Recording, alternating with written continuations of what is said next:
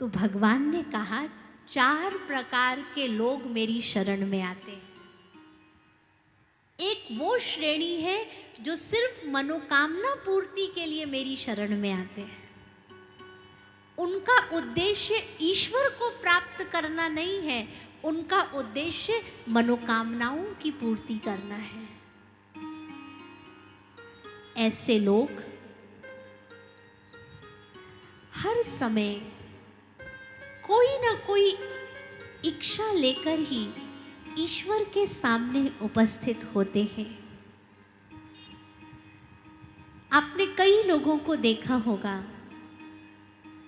कुछ लोग ऐसे होते हैं जिनका उद्देश्य यही होता है, हमें अपनी मनोकामनाएं पूर्ण करनी है, चाहे वो हनुमान चालीसा पढ़ने से हो जाए, चाहे वो गायत्री मंत्र का जाप करने से हो जाए, या वो दुर्गा चालीसा पढ़ने से हो जाए।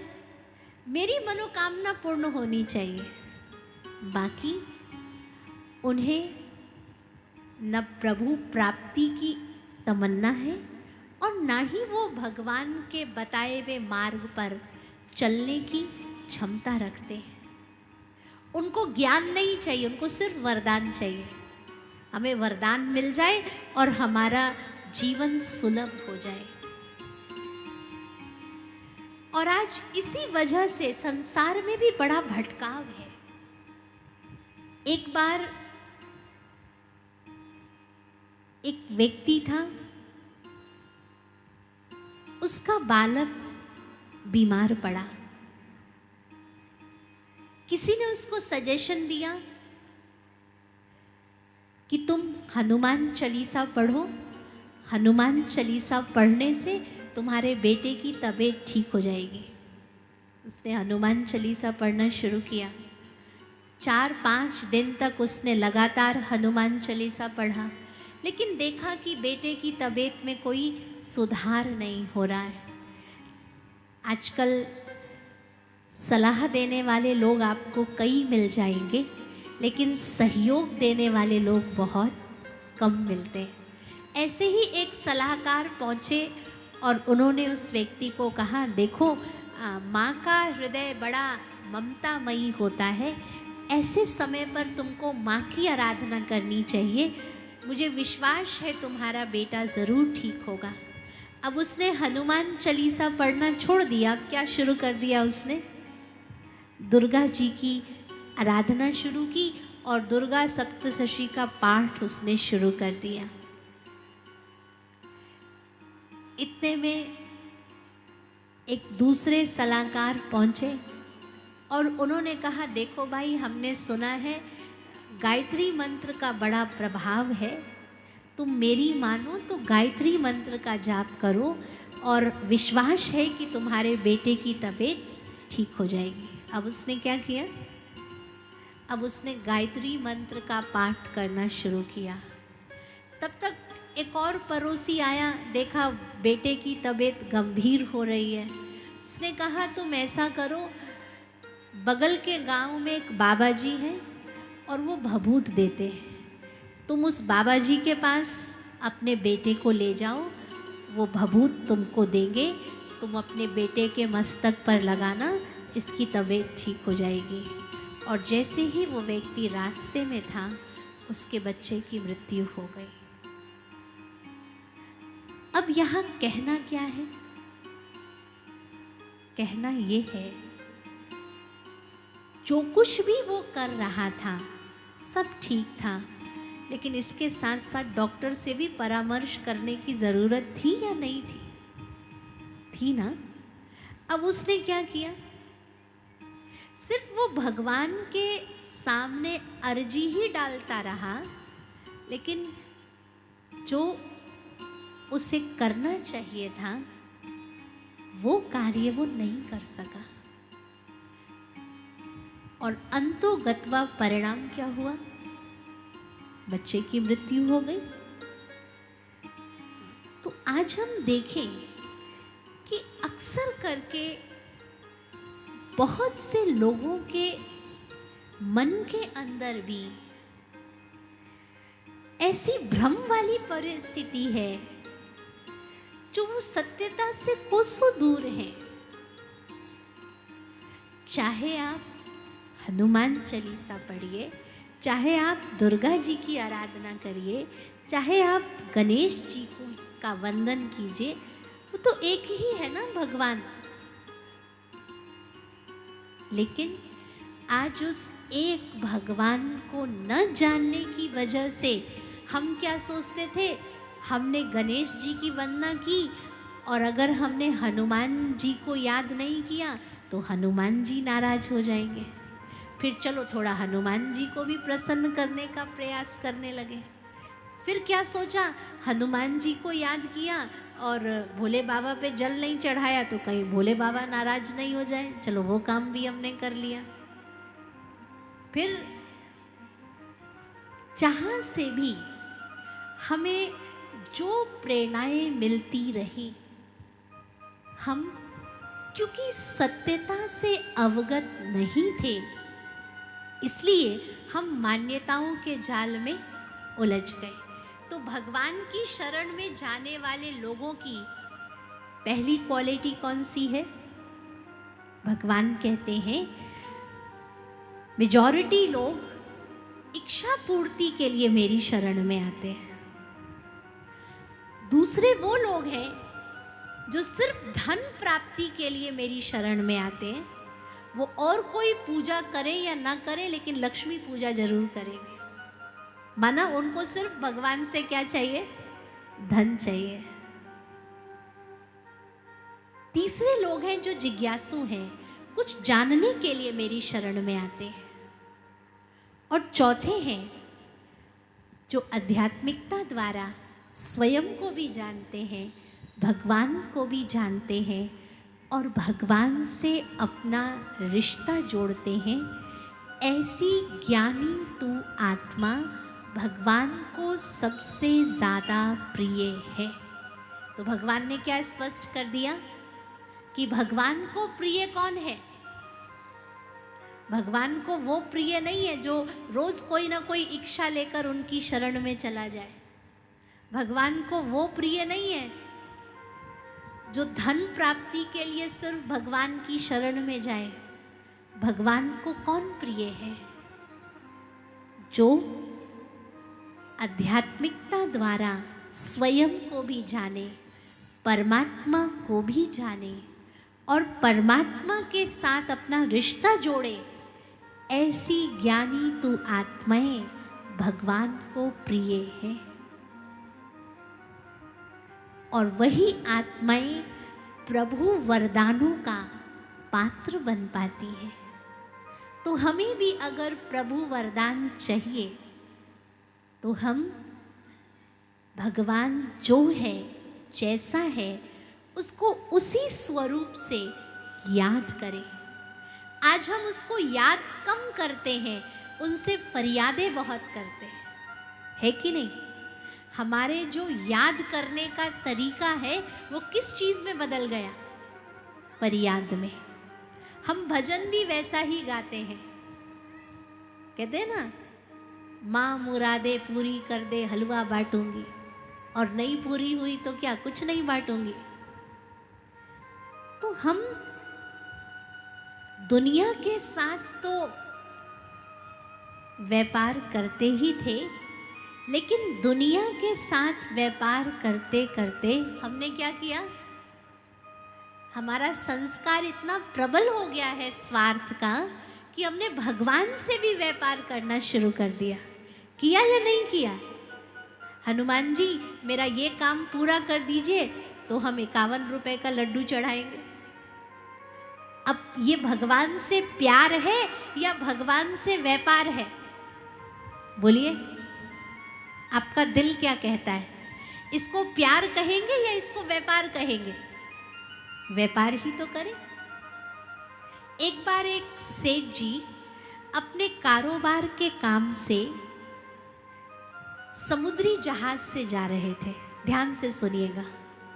रास्ते में समुद्र में बहुत तेज तूफान आया, इतना तेज तूफान आया कि लगा कि ये जहाज अब डूब जाएगा। सेठ जी ने घबरा करके भगवान को कहना शुरू किया, भगवान अगर आज आपने मुझे सुरक्षित पहुंचा दिया तो मैंने जो अभी अपना नया मकान खरीदा है मैं उसको बेच करके सारा धन आपकी सेवा में समर्पित कर दूंगा। जैसे ही सेठ जी ने मन ही मन भगवान से ये वायदा किया, वैसे ही तूफान क्या हुआ? क्या हुआ? शांत हो गया। अब सेठ जी सोचने लगे कि तूफान तो ऐसे भी शांत हो जाता, मैंने बहुत जल्दीबाजी में बहुत बड़ा सौदा भगवान से कर लिया।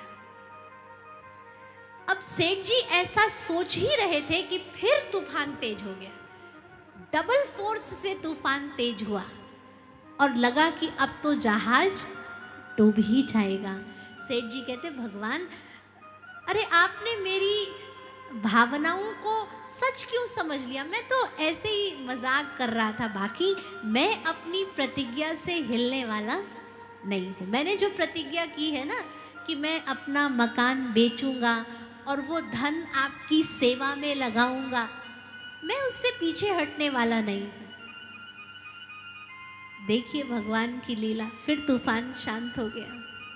सेठ जी की यात्रा कंप्लीट हुई। अब सेठ जी ने बहुत बुद्धि लगाई कि सौदा तो उन्होंने बहुत बड़ा किया है भगवान से, लेकिन उसमें अपना प्रॉफिट कैसे निकाला जाए। तो सेठ जी को एक विचार आया। सेठ जी ने सारे दलालों को कह दिया कि मैं अपना मकान बेचना चाहता हूं, लेकिन मेरी एक शर्त है, जो मेरा मकान खरीदेगा उसको मकान के साथ मेरी एक बिल्ली है उसको भी खरीदनी होगी। मकान की कीमत 100 रुपये और बिल्ली की कीमत 1 करोड़ रुपया। सौदा कैसा हो रहा है? मकान की कीमत 100 रुपये और बिल्ली की कीमत 1 करोड़ रुपए। दलालों को कहा गया जो मकान लेगा उसको क्या करना पड़ेगा? बिल्ली भी लेनी होगी। और बिल्ली कितने में मिलेगी? 1 करोड़ में। मकान कितने में मिलेगा? 100 रुपये में। लोगों को लगा सौदा तो हम मकान का ही करना चाहते हैं और बहुत बढ़िया मकान हमें 1 करोड़ में मिल रहा है, पर 1 करोड़ का तो बिल्ली का दाम है, मकान तो 100 ही रुपये का है, पर कंडीशन है दोनों को साथ लेना है। अब मकान सेल हुआ। सेठ जी को 100 रुपये मकान का मिला, 1 करोड़ रुपए बिल्ली का मिला। 1 करोड़ सेठ जी ने अपने पॉकेट में रखा और 100 रुपये क्या किया? भगवान की सेवा में अर्पित किया, क्योंकि सौदा तो मकान के लिए हुआ था भगवान से, बिल्ली के लिए तो नहीं हुआ था ना। तो देखिए इंसान की सोच। दुनिया को तो हम ठगते ही हैं, लेकिन दुनिया वालों को ठगते ठगते हमने क्या किया? भगवान को भी ठगना शुरू कर दिया। भगवान से भी इस तरीके का व्यापार करना शुरू कर दिया। और बताइए, क्या ऐसी प्रवृत्ति वाला मानव मन ईश्वरीय वरदानों के पात्र बन सकता है? और भगवान को कोई ठग सकता है क्या? अगर किसी की ऐसी सोच है तो वो अपनी तकदीर को स्वयं लकीर लगा रहा है। अगर किसी की ऐसी विचारधारा है तो वो अपने ही कर्मों से अपने विनाश की तैयारी कर रहा है। इसलिए कल आपने कर्मों की गहन गति सुनी है। भगवान कभी किसी को दुख नहीं देता है, लेकिन गीता में भगवान ने कहा है मनुष्य आत्मा अपना मित्र भी स्वयं है और अपना शत्रु भी स्वयं है। अगर मन सहित इंद्रियां वश में है तो आत्मा अपना मित्र है, और अगर मन सहित इंद्रियां वश में नहीं है, इंद्रियां चलायमान है, लोभ के वशीभूत हैं, अहंकार के वशीभूत हैं, तो ऐसा व्यक्ति अपने ही कर्मों से अपने विनाश की तैयारी कर लेता है। इसलिए हम सभी को वर्तमान समय में अपने आप से पूछना है कि हम जिस प्रकार की सोच के साथ जीवन जी रहे हैं, क्या हमारा रियली भगवान से प्यार है या हम सिर्फ स्वार्थ से भगवान को याद करते हैं? क्या कहेंगे? हमारा भगवान से सच्चा प्यार है या हम सिर्फ स्वार्थ से उसको याद करते हैं? और कई लोग तो डर से याद करते हैं, सोचते हैं अगर हम ईश्वर को याद नहीं करेंगे तो कहीं हमारे जीवन में कोई विघ्न ना आ जाए, कोई प्रॉब्लम नहीं आ जाए। लेकिन अगर आप अपने जीवन की यात्रा में वर्तमान की घड़ियों को भी सफल करना चाहते हैं और आप अपना भविष्य भी स्वर्णिम बनाना चाहते हैं, तो क्या करना होगा? हमें भगवान से व्यापार नहीं करना है, हमें उससे सच्चा प्यार करना है, क्योंकि मेरा सच्चा सच्चा साथी एक भगवान ही है। दुनिया के सब रिश्ते नाते हमारा साथ छोड़ देंगे, लेकिन भगवान कभी भी हमारा साथ छोड़ने वाला नहीं है। इसलिए अब हम सभी को भगवान से प्रेम करना सीखना है। और मैं कहती हूँ, अगर आपको भगवान से प्रेम करना सीखना हो ना, तो भगवान के उपकारों को याद कीजिए। अगर आप अपने जीवन में भगवान के उपकारों को याद करेंगे तो आपका स्वतः उस ईश्वर के प्रति प्रेम उमड़ना शुरू हो जाएगा। अनुभव करके देखिए, क्या आज अगर परमात्मा की मदद हमें ना हो तो हम जीवन में कुछ भी कर सकते हैं? हमारी इंद्रियां हमारा साथ ना दे तो हम कुछ कर सकते हैं?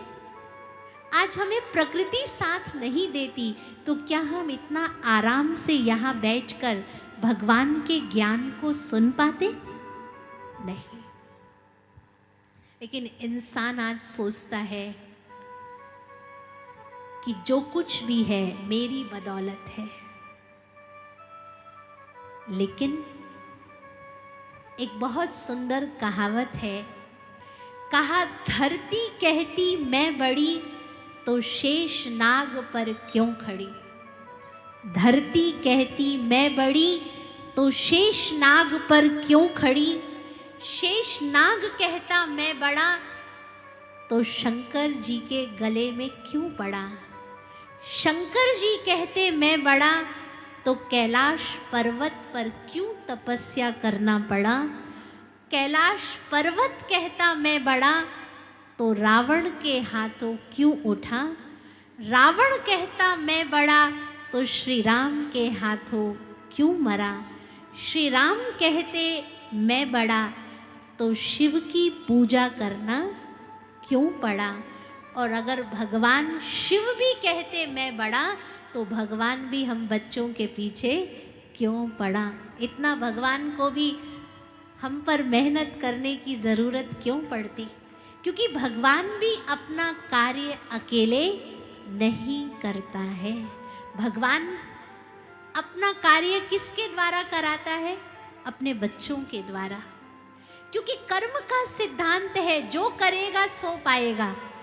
अगर सब कुछ भगवान करेगा तो फल किसको मिलेगा? भगवान को मिलेगा। और भगवान को फल किसको देना है? किसको देना है? हमको देना है।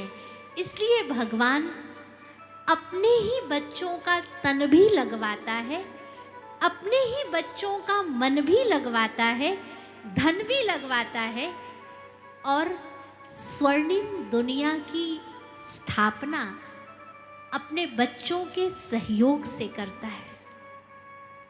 अब आप बताइए, राम जी के कार्य किसने सिद्ध किए? बोलिए। राम जी के कार्यों को सिद्ध किसने किया? हनुमान जी ने किया।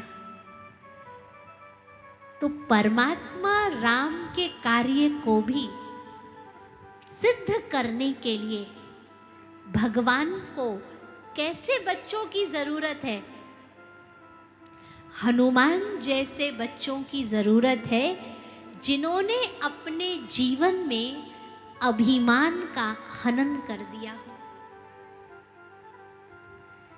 एक बार यक्ष ने युधिष्ठिर से पूछा कि भगवान का आहार क्या है? तो युधिष्ठिर ने कहा भगवान का आहार है अभिमान। माना अगर हमारे जीवन में अभिमान प्रवेश कर गया तो आप आज अपनी बुद्धि में नोट कर लीजिएगा, आपका विनाश निश्चित है। जब रावण का अभिमान नहीं चला तो और किसका अभिमान चलेगा? हम कहते हैं अभिमान की परिभाषा क्या है?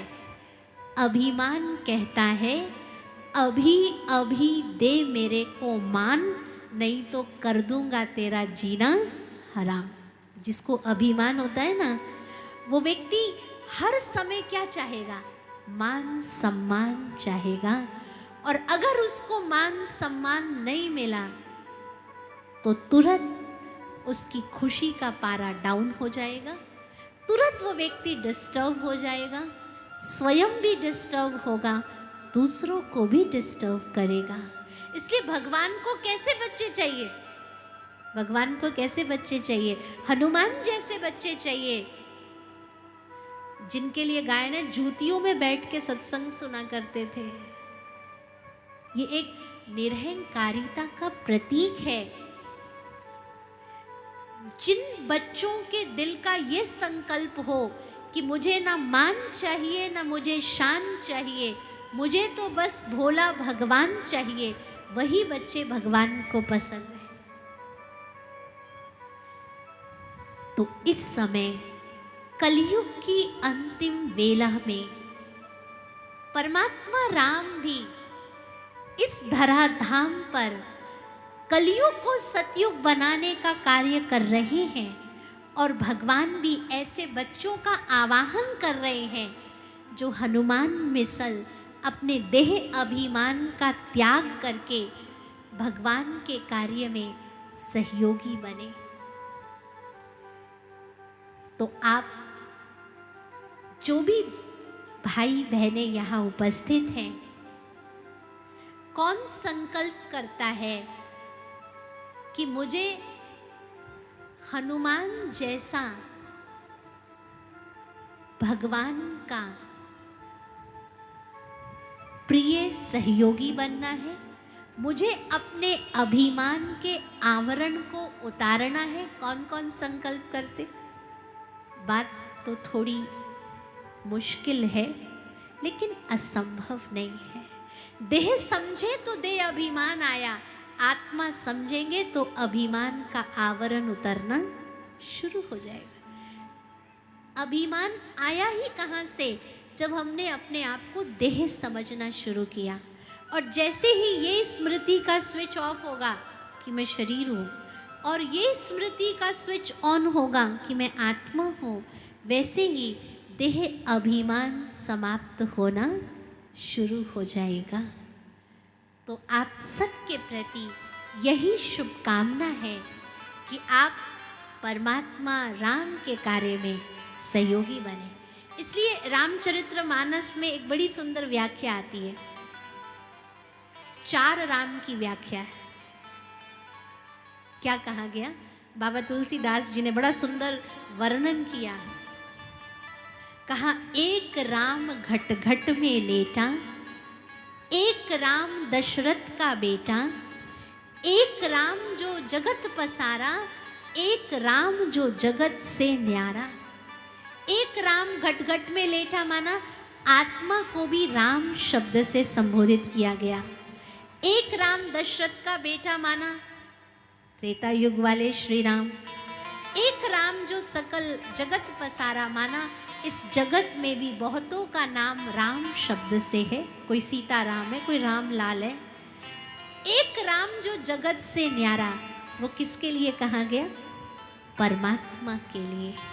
और उसी राम की व्याख्या में तुलसीदास जी ने कहा, बिन पग चले सुने बिनु काना, कर बिन कर्म करे विधि ना। माना उस निराकार ज्योति स्वरूप परमात्मा राम की ही ये व्याख्या रामचरितमानस में की गई है।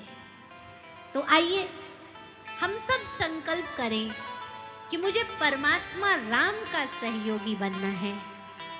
आपने एक गीत सुना होगा ना, एक बड़ा सुंदर गीत भक्तों के बीच प्रसिद्ध है। उसकी 2 लाइन मैं आपको सुनाती हूँ, क्योंकि आज आप सबको ये स्वमान जगाना है कि मैं परमात्मा राम का सच्चा सच्चा सेवक हनुमान हूँ। कौन है हम सभी? परमात्मा राम के सच्चे सेवक हनुमान, जो आंधी, पानी, बरसात, हर परिस्थिति में भगवान के कार्यों को करने में लगा रहे। इसलिए आप देखिएगा, जहां भी संकट जैसी परिस्थिति होती है, संकट मोचन का चित्र लगा दिया जाता है। लेकिन भगवान कहते हैं, हमारे जीवन में संकट ठहरेगा ही नहीं जब हम इस स्वमान में रहेंगे कि मैं परमात्मा राम का सच्चा सच्चा सेवक हनुमान हूं। इसलिए भक्तों ने गाया है, दुनिया चले न श्री राम के बिना, राम जी चले न हनुमान के बिना। दुनिया चले न श्री राम के बिना, राम जी चले न हनुमान के बिना। आप सब हनुमान है कि नहीं? तो तालियां तो बजाइए। दुनिया चले न श्री राम के बिना, राम जी चले न हनुमान के बिना। दुनिया चले न श्री राम के बिना, राम न चले न हनुमान के बिना। दुनिया चले न हनुमान के बिना, दुनिया चले न श्री राम के बिना, राम जी चले न हनुमान के बिना। दुनिया चले न श्री राम के बिना, राम जी चले न हनुमान के बिना। रावण मरे न श्री राम के बिना, लंका जले न हनुमान के बिना। रावण मरे न श्री राम के बिना, लंका जले न हनुमान के बिना। इस संसार में जो रावण की प्रवृत्ति बढ़ती जा रही है, तो जब तक परमात्मा राम इस धरती पर ना आए, तब तक इस रावण का अंत नहीं हो सकता। और ये रावण की लंका को जलाएगा कौन? हम भगवान के बच्चे हनुमान ही मिलकर इस रावण की लंका को क्या करेंगे? ध्वस्त करेंगे। और फिर से इस संसार में हम क्या करेंगे? राम राज्य लाएंगे। इसलिए कहना है, रावण मरे न श्री राम के बिना, लंका जले न हनुमान के बिना। रावण मरे न श्री राम के बिना, लंका जले न हनुमान के बिना। दुनिया चले न श्री राम के बिना, राम जी चले न हनुमान के बिना। दुनिया चले न श्री राम के बिना, राम जी चले न हनुमान के बिना। अब हम सभी ने भगवान के साथ एक संबंध जोड़ा है कि वो हमारा बाबा है, और हम उसके कौन है? क्योंकि भगवान कहने से बड़ा दूर का रिश्ता लगता है, और जब हम उसको बाबा कहते तो बड़ा नजदीक का रिश्ता लगता। तो हम ये गीत गाते, बाबा चले ना अपने बच्चों के बिना, बच्चे चले ना अपने बाबा के बिना। बाबा चले ना अपने बच्चों के बिना, बच्चे चले ना अपने बाबा के बिना। बाबा चले ना अपने बच्चों के बिना, बच्चे चले ना अपने बाबा के बिना। बाबा चले ना अपने बच्चों के बिना, बच्चे चले ना अपने बाबा के बिना। अरे दुनिया चले ना श्री राम के बिना, राम जी चले ना हनुमान के बिना। दुनिया चले न श्री राम के बिना, राम जी चले न हनुमान के बिना। रावण मरे न श्री राम के बिना, लंका जले न हनुमान के बिना। रावण मरे न श्री राम के बिना, लंका जले न हनुमान के बिना। जब से रामायण पढ़ ली है, यही बात हमने समझ ली है। जब से रामायण पढ़ ली है, यही बात मैंने समझ ली है। अरे बच्चे चले ना अपने बाबा के बिना, बाबा चले ना अपने बच्चों के बिना। बच्चे चले ना अपने बाबा के बिना, बाबा चले ना अपने बच्चे के बिना। बाबा चले ना अपने बच्चों के बिना, बाबा चलेगा अपने बच्चों के बिना। बाबा चले ना अपने बच्चों के बिना। तो हम बाबा के साथ हैं और भगवान को भी हमारा साथ चाहिए। इस रावण की लंका को क्या करना है? ध्वस्त करना है और फिर से इस सृष्टि पर क्या करना है? राम राज्य लाना है। इसलिए भगवान अर्जुन को समझाते हैं कि इस सृष्टि में आधा कल्प चलता है ब्रह्मा का दिन और आधा कल्प चलता है ब्रह्मा की रात। जब ब्रह्मा का दिन कहे तो वो राम राज्य है, और जब ब्रह्मा की रात कहे तो वो कौन सा राज्य है? रावण राज्य। सतयुग त्रेता है ब्रह्मा का दिन और द्वापर कलयुग है ब्रह्मा की रात। इस समय क्या चल रहा है? ब्रह्मा का दिन चल रहा है या ब्रह्मा की रात चल रही है? क्या चल रहा है? ब्रह्मा की रात। कहा जब ब्रह्मा का दिन होता है तो आत्माएं अव्यक्त से व्यक्त होती हैं, और जब ब्रह्मा की रात पूरी होती है तो आत्माएं व्यक्त से फिर अव्यक्त लोक की तरफ चली जाती हैं। माना जब दिन शुरू हुआ तो हम परम धाम से आए, हमने पार्ट बजाना शुरू किया, और जब रात पूरी होगी तो क्या होगा?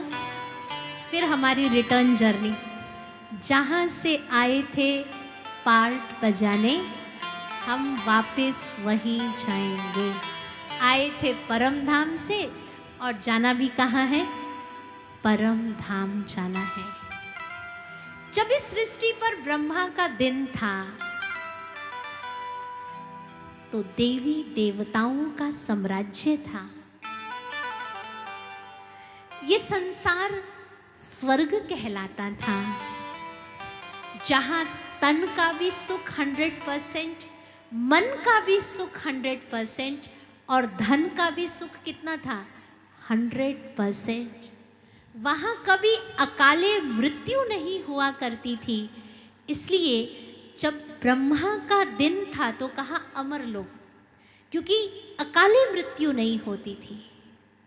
मनुष्यों की आयु फिक्स थी, हम लंबी आयु वाला थे, और शरीर छोड़ते समय ये ज्ञात हो जाता था कि हम ये शरीर छोड़ेंगे और फलाने के घर में हमारा जन्म होगा। इसलिए मृत्यु भी एक उत्सव था, जहाँ आत्मा को ये ज्ञात हो जाता था कि मुझे पुराना ड्रेस उतारना है और फिर से क्या करना है? नया ड्रेस पहनना है। इसलिए जब इस संसार में सतयुग त्रेता युग था तो ये संसार अमर लोक कहलाता था। वो दुनिया ऐसी थी जहाँ दुख का नामो निशान नहीं था। सतयुग त्रेता दोनों युगों को मिलाकर कहा गया राम राज्य, क्योंकि परमात्मा राम के द्वारा वो स्थापित किया हुआ साम्राज्य है, जहाँ के लिए गायन है, राम राजा राम प्रजा, राम साहूकार, बसे नगरी जिए दाता, धर्म का उपकार। तो ऐसी दुनिया इस संसार में थी जब दुख का नामो निशान नहीं था। देखिए आजकल लोगों को भगवान से भी कंप्लेन है। क्या कंप्लेन है? दुनिया बनाने वाले, क्या तेरे मन में समाई, काहे को दुनिया बनाई। इंसान जब दुखी होता है ना और अपने जीवन से परेशान हो जाता है तो भगवान से भी सवाल करता है, भगवान आखिर आपके मन में क्या आया जो आपने ऐसी दुनिया बना डाली। लेकिन भगवान बताते हैं, मैंने जो दुनिया बनाई वो दुख की दुनिया नहीं बनाई। मैंने कौन सी दुनिया बनाई? मैंने सुख की दुनिया बनाई। मैंने सतयुग बनाया। मकान पुराना बनाते हैं या नया बनाते हैं? नया बनाते हैं ना। और समय के अंतराल में वो पुराना हो जाता है। भगवान ने भी जो दुनिया बनाई वो नई दुनिया बनाई, सतयुग बनाया। और समय के अंतराल में सतयुग के बाद त्रेता युग आया, त्रेता के बाद द्वापर आया, द्वापर के बाद कौन सा युग आया? कलयुग आया। अब आप बताइए कलयुग के बाद क्या आएगा? क्या आएगा? कलयुग के बाद क्या आएगा? देखिए जो भी चीज़ें चक्र की तरह चलती हैं, हर चक्र में पुनरावृत्ति होती है, हर चक्र में रेपिटेशन होता है। जैसे मानव जीवन भी एक चक्र की तरह चलता है, ऋतुएं भी चक्र में चलती हैं और हर चक्र में कॉमन चीज़ है रेपिटेशन। अगर मैं आपसे पूछूं पहले दिन या पहले रात, आप क्या कहेंगे? कई लोग पहले पूछते थे ना, पहले अंडा आया या पहले मुर्गी आई? माना हर दिन से पहले रात है, हर रात से पहले क्या है? दिन है। फिर भी दिन को शुरुआत माना गया, रात्रि पहर अंत माना गया। ठीक उसी प्रकार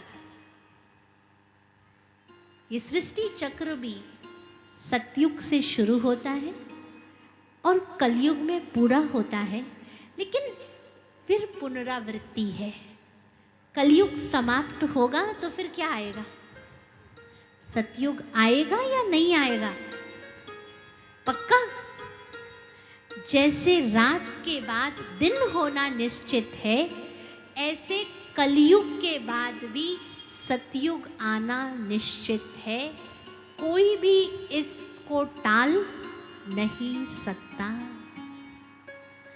तो हम सभी को समझना है, आज कलयुग की रात है तो कल फिर इस संसार में क्या होगा? सतयुग का दिन होगा।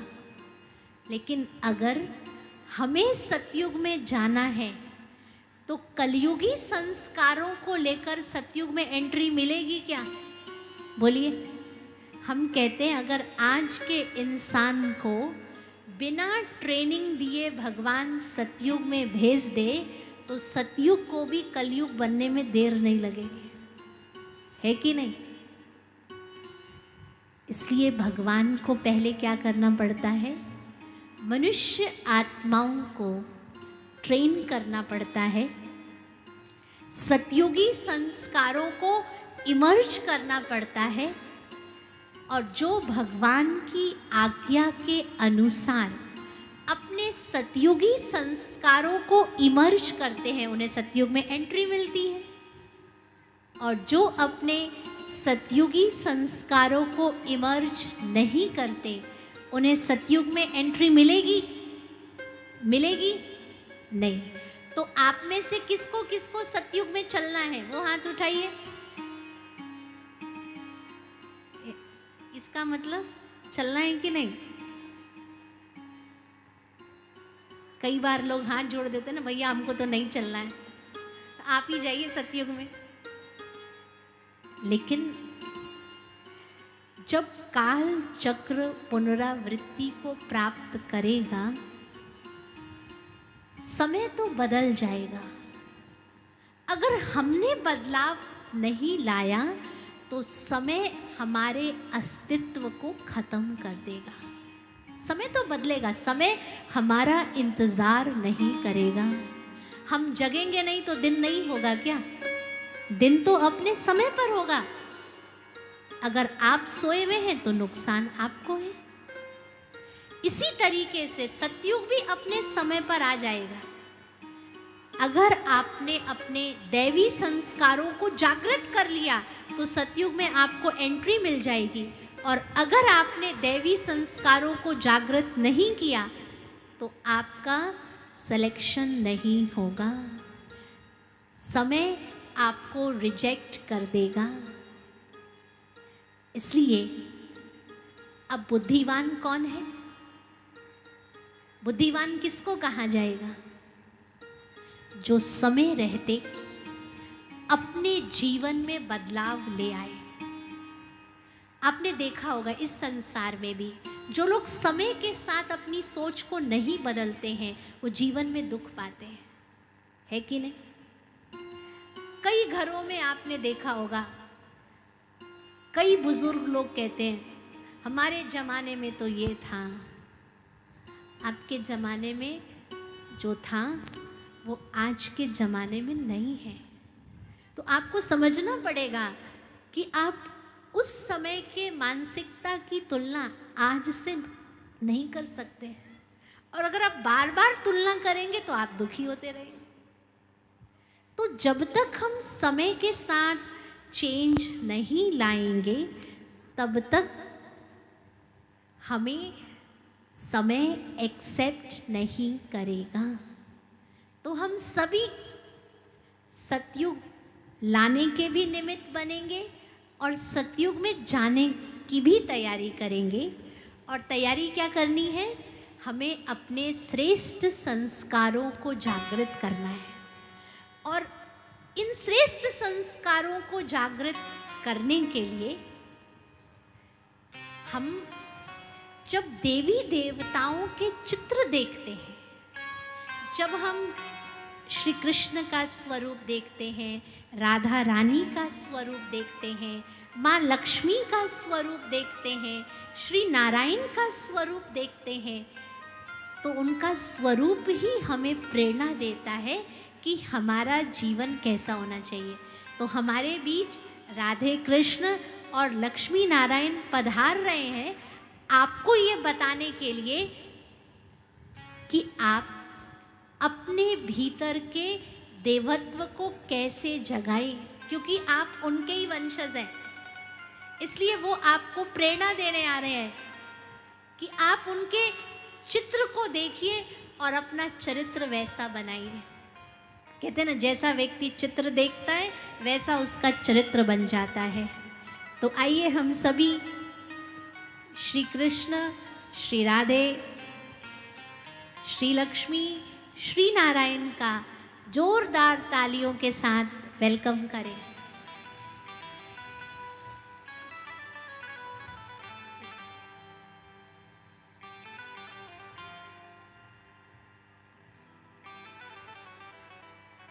तो आप इन देवताओं की छवि देख रहे हैं।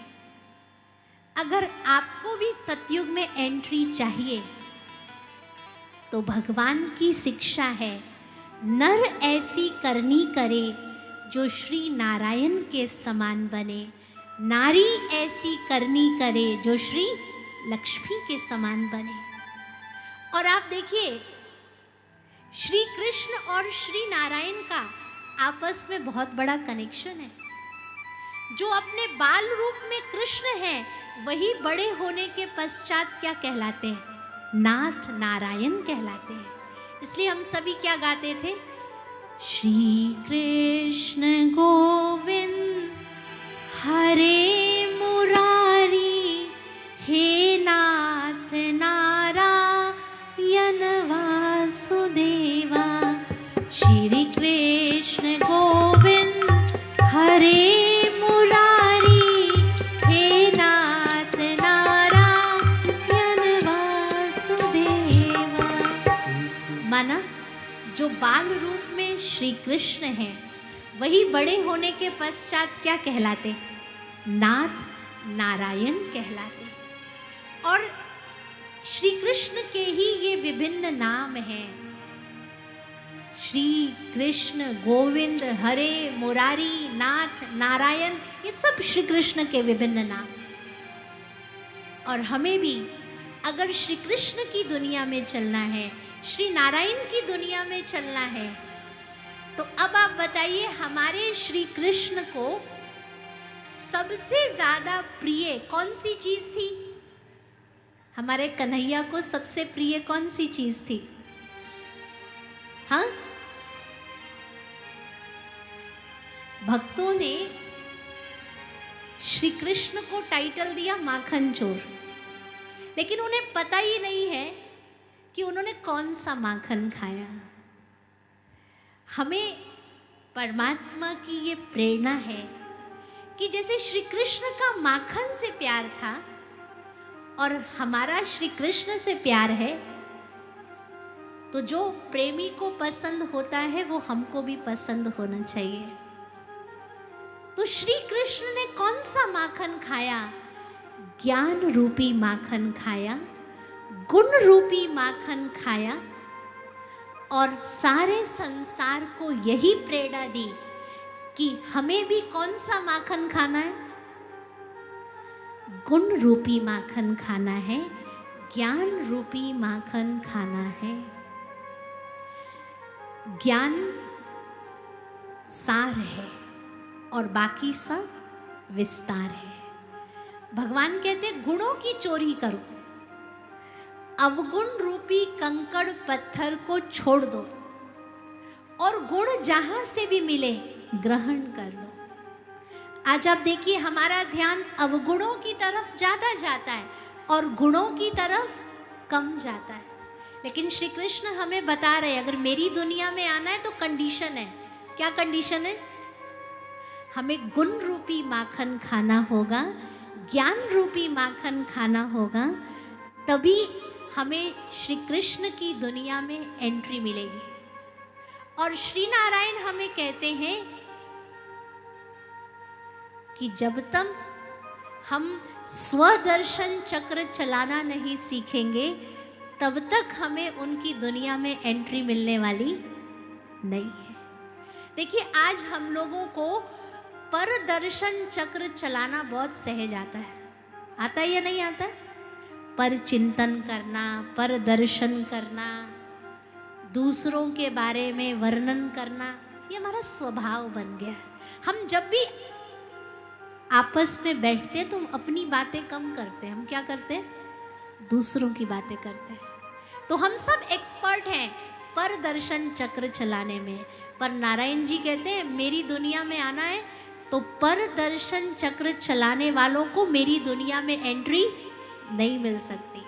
तो हम सब इस ज्ञान के माध्यम से सीखते हैं स्वदर्शन चक्र चलाना, माना स्वयं का दर्शन करना। मुखड़ा देख ले प्राणी जरा दर्पण में, पुण्य है कितना, पाप है कितना तेरे दामन में। ये तभी होगा जब आप स्वयं का दर्शन करेंगे। और जब आप स्वयं का दर्शन करेंगे तो आपके अंदर जो विकृति है वो स्वतः समाप्त होने लगेगी। आप अपने शांति के गुण का चिंतन करेंगे तो क्रोध रूपी असुर का गला कटना शुरू हो जाएगा। आप प्रेम के गुण का चिंतन करेंगे तो ईर्ष्या द्वेष रूपी असुर जो हमारे अंदर बैठे हैं उनका गला कटना शुरू हो जाएगा। तो हमको इनकी दुनिया में एंट्री चाहिए तो हम भी अपना प्रेम ज्ञान रूपी माखन से बढ़ाएं। हम संकल्प करें कि हम रोज ज्ञान रूपी माखन खाएंगे और श्री कृष्ण की दुनिया में जाएंगे। कौन कौन संकल्प करते कि हम रोज ज्ञान रूपी माखन खाएंगे और कृष्ण की दुनिया में जाएंगे? जरा हाथ उठाइए। पक्का? ये वायदा पक्का है या पंडाल से निकल के चेंज हो जाएगा? हाँ, मन से वायदा करना है। आपकी परीक्षा भी होगी। जब आप कुछ संकल्प करेंगे तो आपकी परीक्षा होगी।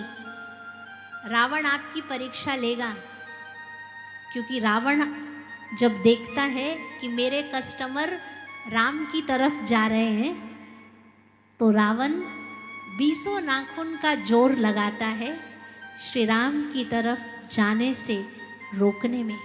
लेकिन कभी भी हमको परिस्थितियों से, विघ्नों से घबराना नहीं है।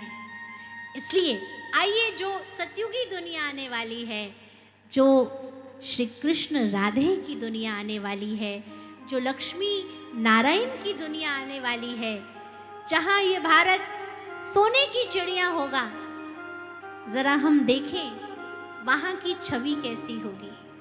तो कहना है भारत